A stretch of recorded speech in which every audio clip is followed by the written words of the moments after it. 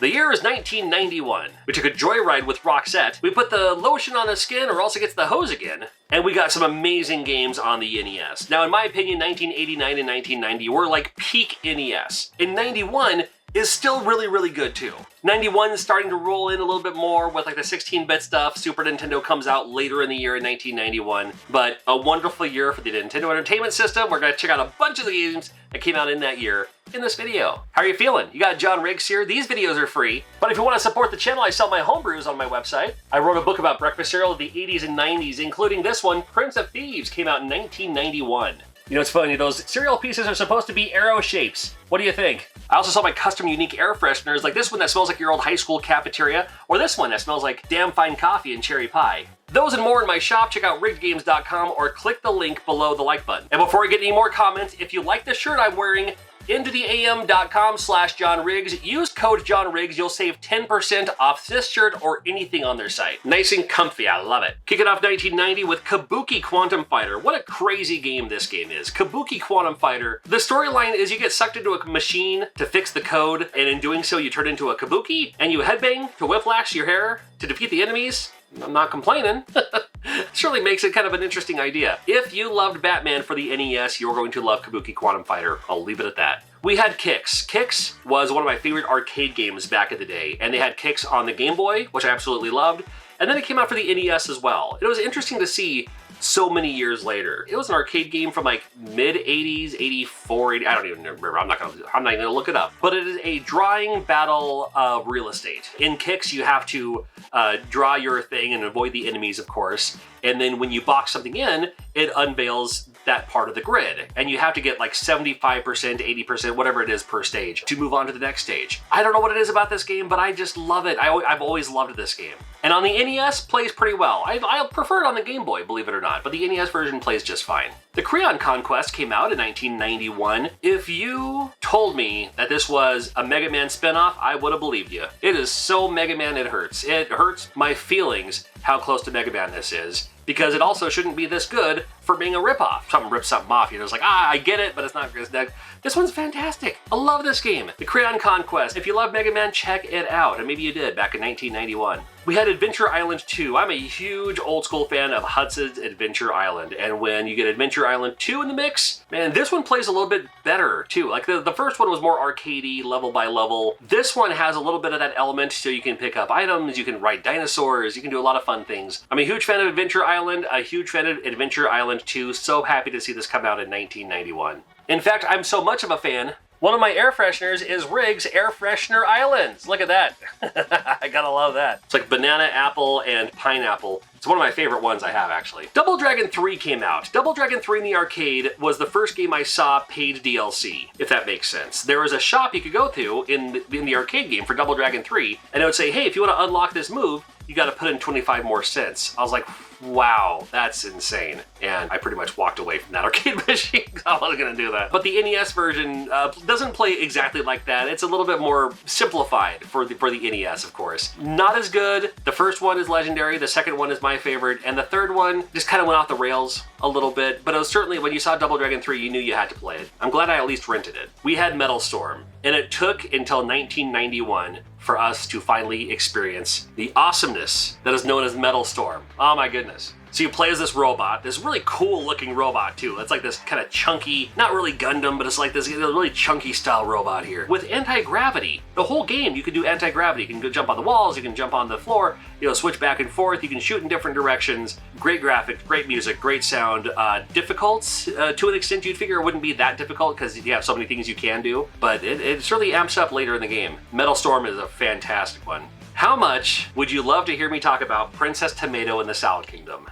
Came out in 1991. Now, the first time I played it was because my sister's husband, my brother-in-law, I guess, rented the game. And I was like, I've never even heard of this game, never even seen this game. This game looks weird, whatever. And it wasn't until I started collecting games later that I couldn't find it. And then the rest of the story, I told this story before a couple of times, but my girlfriend at the time ended up going on eBay, getting it for me because she knew I was looking for it, got it for Christmas, and then we've been married like a bunch of years later. That's the summarized version of the story. But I have a special place in my heart for Princess Tomato in the Salad Kingdom. These things have all changed over the years. Look back at my videos. These things have kind of swapped out a little bit here and there, but this shadow box thingy for Princess Tomato and the Salad Kingdom, that has been there since I first started putting stuff up on this wall. The game itself, well, it's Shadowgate for vegans. It's a point-and-click style game with a bunch of vegetables. But man, it's quirky, weird, unique, and I love it. Ski or Die came out. Yeah, we had Skate or Die, now Ski or Die. Why not? I'm in the Pacific Northwest, right by White Pass, and there's a lot of skiing and snowboarding going on. I have a coworker of mine who is an avid skier, and I've been up to White Pass. I've been snowboarding like once. So I get it, but they made a Ski or Die, like Skate or Die, but a Ski or Die. Give it to them. Why not? Well, we had Bart Simpson versus the Space Mutants, nothing bigger on TV at the time than The Simpsons. And we get a Simpsons video game. And it took us back to playing Teenage Mutant Ninja Turtles when Teenage Mutant Ninja Turtles first came out on the NES. The first one, with the dam and the seaweed and all that, where like the game was like super hard and kind of not very good, but we played it because we loved it that much. That was me and Bart Simpson versus the Space Mutants. I loved The Simpsons at the time. Ay, caramba! And the game itself, not great, but I sure played a whole bunch.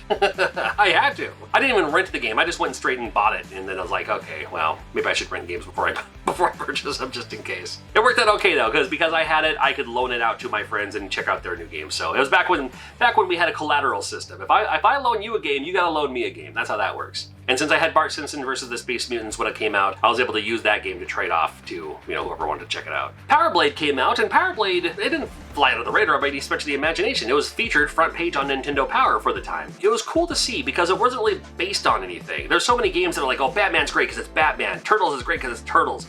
Mario's great because it's Mario. And then Power Blade's like, we're just gonna make a new character and a new game and a new thing, and it's just gonna be a great game. And it was. And there's two of them. The second one came out much later. Probably know that one more for its price than whatever. I enjoyed the first one more as far as playability goes, but Power Blade's fantastic. I love it. Also in 1991, we had a game called Totally Rad. If you thought that name was lame, what if that game was called Magic John? Well, it was in Japan. In Japan, it was called Magic John. In the US, that name wasn't lame enough, let's call it Totally Rad. And the box art was weird. I mean, it stuck out like a sore thumb because it had like the big yellow border, and the game itself had nothing to do with the box art. It was one of those like, you got it because the name or the game or whatever, but then like when you actually play the game is actually kind of decent. Kind of like a run and gun, but you have like these kind of magical abilities you can do too. Is it totally rad? Sure, why not? I don't want to say it, but I'll say it. Wampum came out. You play as a native, and you have your spear, and it's actually a very, very, very good game. Would it come out by today's standards? It'd be hard to say, but it was a very, very good game. It was something else in Japan, and they kind of changed the graphics a little bit to bring it out in the United States. That's why it's called Wampum. The play on words, I get it. It's a super fun game though. It's definitely worth checking out. Well, Beetlejuice came out. It's showtime. Explain this to me. Why is the Beetlejuice NES box art a mirrored image of the movie poster? Why is the NES version flipped? I don't know. But we had it, and it was terrible. Didn't have Danny Elfman music. It didn't have a lot going on for itself. It was just a bad game.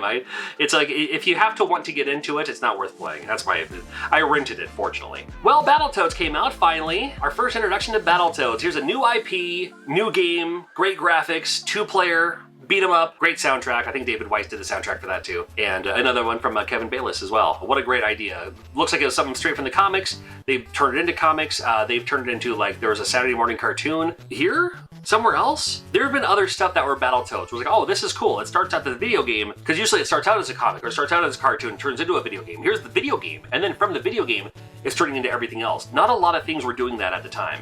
And Battletoads was certainly the type of game that could have done that, and did very successfully. The pause music alone, I mean, come on.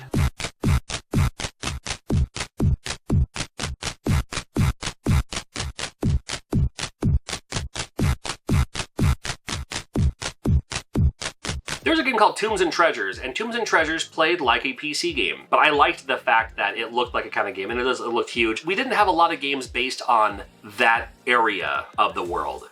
So many games took place in New York, China, Japan, Atlantis. But it would have been cool to see more games like in that area, like from where that takes place. Again, just even for like a history lesson or something. And Tombs and Treasures played very cool because it was a little bit of that point and click adventure, but you could still kind of walk around a little bit, if that makes sense. We had Uninvited, so we had Shadowgate, wonderful, creepy, go through the castle stuff. Deja Vu, old school crime drama detective game. And then Uninvited, more of a modern day, but back to the creepiness. I love the creepiness. It's a game I've never beaten today. I still haven't beaten it. I got stuck on it years ago, and now that I have walkthroughs and stuff, I should go through it just to go through the motions. What a fun idea. This is the third of these, and Uninvited. It was fun to see on the NES. Little Mermaid comes out. We gotta have those Capcom Disney crossover games, and now it's time for the Little Mermaid. Do not let it fool you. This game is a wonderful game for all ages, for all genders. You think of Little Mermaid, like, oh, it's the Little Mermaid, it's a little girl's game. It's a fun game. It's so good. I think you'll like it. Bit on the easy side, you know, just like some of the other Disney Capcom games, but a super fun game, and I think you're gonna, if you've never looked at it, or if you've never even played it or whatever, I think you're really gonna enjoy it. I think it's a lot of fun. Boy, did you play Bill and Ted's Excellent Video Game Adventure? I know I did. Oh boy, did I ever. The screenshots, how big the maps looked, everything about this game. It had winner written all over it, and I loved Bill and Ted's Excellent Adventure, and man, what a letdown this game was. I don't want to talk about it. Let me talk about Ninja Gaiden 3 instead. Ninja Gaiden 3 came out. I remember renting it, being like, oh, this is cool. This is a lot more of the same. And that's exactly what you want with a Ninja Gaiden game. Or Ninja Gaiden. Sorry, I know you're yelling through your screen right now. Whatever. I'm at least talking about it, right? You know, I didn't talk about, let me look through the list, Videomation, Frankenstein I could have talked about, High Speed, Clash Ball. There's a lot of games I could have talked about and didn't. So at least I'm talking about it, right? Just for that, I won't even talk about Lone Ranger, as much as I love Lone Ranger. I did not, actually, I will talk about it just for a moment. Lone Ranger by Konami for the NES was a game that flew under my own radar, and I never played it until about 10 years ago, when I started getting back into collecting NES games, because it was a game I couldn't find for a long time. And then when I played it, I was like, where has this game been my whole life? I didn't play it back then, didn't even play it on emulators back when Nesticle was a thing. It just kind of slipped through my finger, I don't know. So anyway, so I'll at least talk about that much. It's a wonderful game too. I love it. The Adventures of Lolo 3 comes out. This time you can play as Lala. You got the boy Lolo, the girl Lolo. Both of them play exactly the same, doesn't matter. But this one's cool because it has more of an open world element where you can go through the stages, and then there's even bosses later in the game too, which I thought was really fun. Magic Darts came out, and Magic Darts, I remember, like, I was like, oh, it's a darts game. It's so much more than just a darts game. The fact that you can play as like a monkey or a robot or things like that. I had way more fun than I was supposed to have with a darts game called Magic Darts. Rockin' Cats came out, which I loved because my rock station in my town of Yakima is Cats, K-A-T-S. So we have 94.5 Cats. I've actually been a DJ in that station for several years. And then we have Rockin' Cats. I was like, well, of course it's Rockin' Cats. It's the rock station. But you play as a cat with attitude, probably, because it's NES in the early 90s. I liked your gimmick of the hand. Like, you have like your hand that you can kind of throw and catch things or throw things or grab onto things and grapple. It's set up like a TV station, like the different levels or different channels kind of thing. Very fun game, though. It's pretty fun. Smash TV came out for the NES, which I thought was a fun idea because I loved Smash TV in the arcade, and I was like, there's gonna be a whole lot of moving sprites, but they made it work with the NES. So Smash TV, 1991. Was it the NES version that you could play with player 1 and player 2, and your player 2 controller was like your twin stick? Like one controller can control, you have to like hold the controllers sideways like this, and you can move, and then, wasn't that one? Man, it's been so long. You ever play Where's Waldo? Now, Where's Waldo, the book series, was huge in the early 90s. We call it Where's Waldo. It's Where's Wally everywhere else in the world, but we called it Where's Waldo. So, but Where's Waldo for the NES. My buddy Rob, I don't know how you do it, but man, that's his jam. There's something quirky and fun about it, and kind of, I don't know, there is an appeal to it. It's just like, well, what's it gonna happen? How can this be when you play this game? Because you can't really zoom in on the graphics. They're just, what you see is what you get. And then sometimes in the later levels, like he's wearing green just because the color palette's limited, or like he's in the back of a truck or something. You know what I'm talking about? Have you seen that one before? Yeah, it's like he's getting hit by a car. It's like, oh, there he is. Okay. It's an interesting one. And the best part about Where's Waldo for the NES, the cover of the game is a Where's Waldo. You gotta find Waldo on the front cover of the game. It's awesome. Pirates came out in 1991. I knew it best as Pirates Gold for the Sega Genesis, but Sid Meier's Pirates was also huge for computers back then, and it plays so good on the NES. It's immaculate how good this game is as an NES game. It's a pirate simulator. And this is before Pirates of the Caribbean, the movies and all that. Pirates weren't really, they were still kind of cool, but still trying to find their way. It was just a pirate sim. You can sail the seas and you can choose to fight or pillage, and I loved it. It's such a good game. You play it however you want to play it, and that's what I like about it. Wolverine came out. X-Men was a huge letdown, we know that. Now LGN makes Wolverine. This game's a lot better. It's not the best, but it's still worth checking out. So Wolverine, finally glad to see it on the NES in 1991.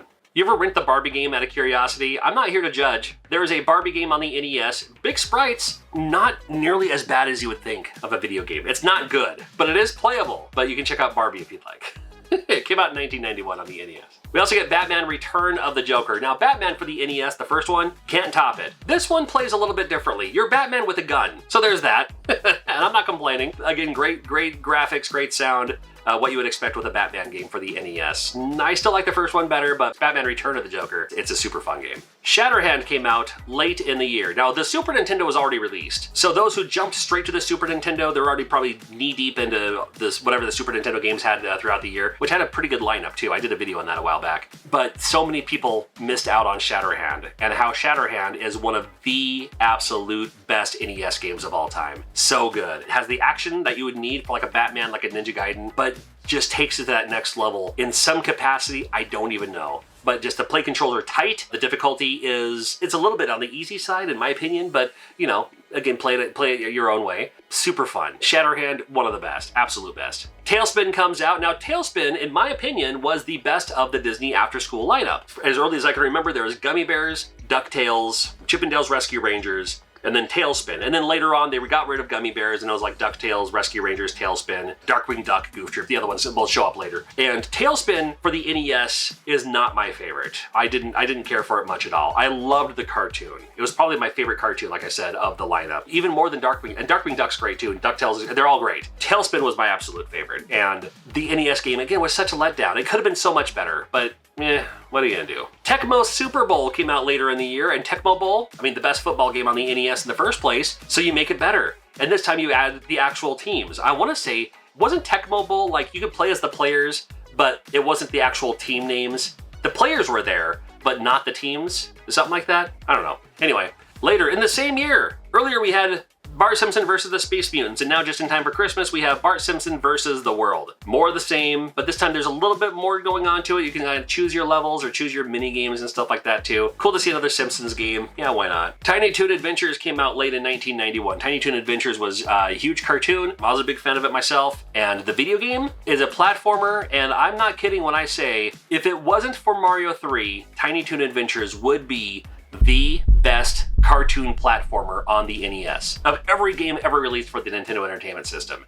It is that good. It's dangerously close to Mario 3 as my favorite platformer on the NES. It is so good. The controls are tight. There's a lot of levels, a ton of stages, no saves, no passwords. So you got to play it all the way through, you know, if you plan on beating the game. And you get to choose which who your alternate character is. So you always play as Buster, but then you can choose the other ones. You can play as Dizzy, who has like the tornado spin that can do things. You can play as Plucky, who can kind of like, you know, flap and float down a little bit. Oh, what was the cat's name? Tell me in the comments. I'm not gonna look it up. I'll let you tell me in the comments. What a great game. Oh my God. Tiny Toon Adventures. It's one of the best. And it came out late in the year of 91. Treasure Master also came out later in the year of 1991, and that was the game that had the contest attached. It was the game where if you beat the game a certain way or find a certain treasure, you could write it in or take a picture or something and win immaculate prizes. That's why it's called Treasure Hunter. The game itself looks like the kind of game where it's like, oh, hey, we're gonna play our video console system made-up thing. And it looks like a made-up game for a made-up system, but it's an actual game. But I remember there was more hype about it being a contest. And so much of me was just like, doesn't that exploit like lottery rules? Like you can't win, and there's probably another like no purchase necessary a way of winning or something. I don't know. That's just my own, I had a weird way of thinking back then. I still do, kind of. But I remember that was more the gimmick. It was less about gameplay, less about what the game was about, more about, oh my God, get this game because you could win thousands of prizes, whatever the prizes were, whatever the money, I don't remember. I just remember that being the gimmick. And for 1991, there were so many more games that came out that year, but let's at least close it with this.